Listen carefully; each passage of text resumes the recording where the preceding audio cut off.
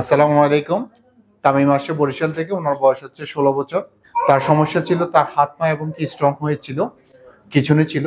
এখন কতটুকু ইমপ্রুভ হয়েছে তামিম, সেটা আমরা বিস্তারিত শুনবো ওনার মার কাছ থেকে। আচ্ছা, আসসালামু আলাইকুম।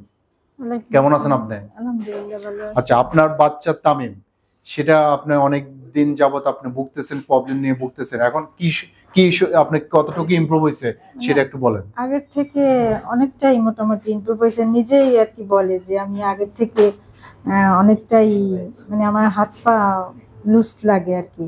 আচ্ছা, এটা এটা এটা আগে মানে হাতে না পায় মানে পার মধ্যে ব্যথা করতো।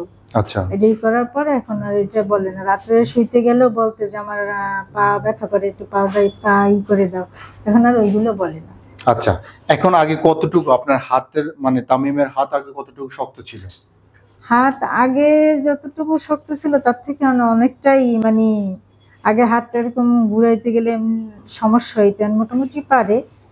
আর পা অনেক এর আগে অনেক শক্ত ছিল, এখন মোটামুটি একটু আর কি একটু সফট হয়েছে। হ্যাঁ। আচ্ছা, আপনি এই তামিমকে আপনি কোন ডাক্তার দেখাইছিলেন? ডাক্তার ইমাম হোসেন। আচ্ছা, উনি দেখাইছে ডাক্তার ইমাম হোসেন স্যারকে কোন হাসপাতালে দেখাইছিলেন? এই জীবন আলো হাসপাতাল। জীবন আলো হাসপাতালে। আচ্ছা, উনি দেখেছিল জীবন আলো হাসপাতালে ডাক্তার ইমাম হোসেন স্যারকে দেখেছিল।